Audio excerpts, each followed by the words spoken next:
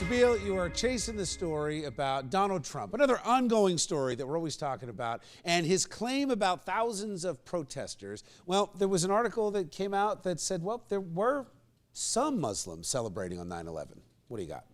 Trump is vindicated, sort of. Ever since he said that he personally saw thousands and thousands of Muslims celebrating on 9/11, it ignited a national debate, and reporters have been trying to prove whether or not that did happen.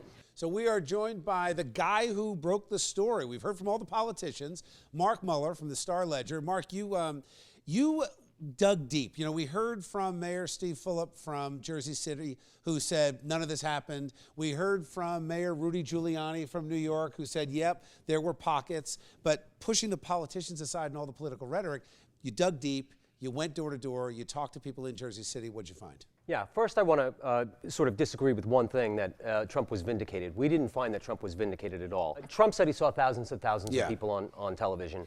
We didn't find any video footage at all of people celebrating in New Jersey.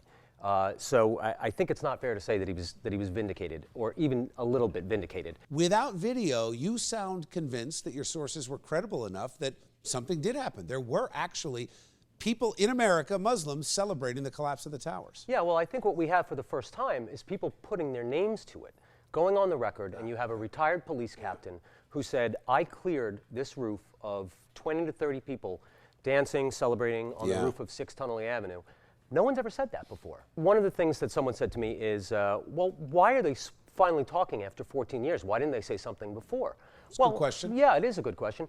And we have an answer for it, which is 14 years ago, the police officers were talking about it among themselves, but they weren't necessarily talking to the media about it. They're prohibited from talking to the media. It's a pretty strict policy. Thank God we have some investigative reporters like yourself that will actually do that and uncover truth behind political rhetoric. Trump says thousands. We now know we're talking about dozens. Maybe Rudy with New York is somewhere in the middle. Where do you put a grade on the conversation that we're having?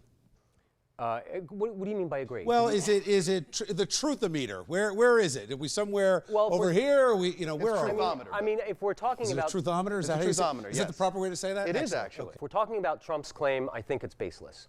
If we're talking about did something happen, yeah, I think something happened. All right, Mark, thank you for coming in. Yep, I appreciate it. Sure. Thank you.